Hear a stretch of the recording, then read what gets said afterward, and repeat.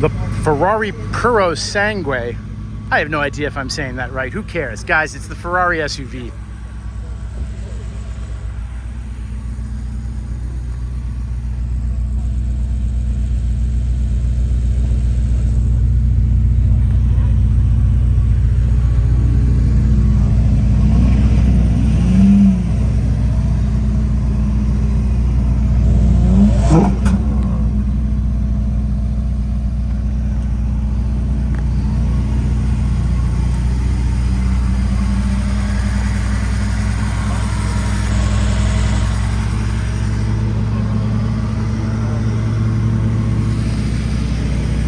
Interesting the way the door opens up like a suicide door in the back.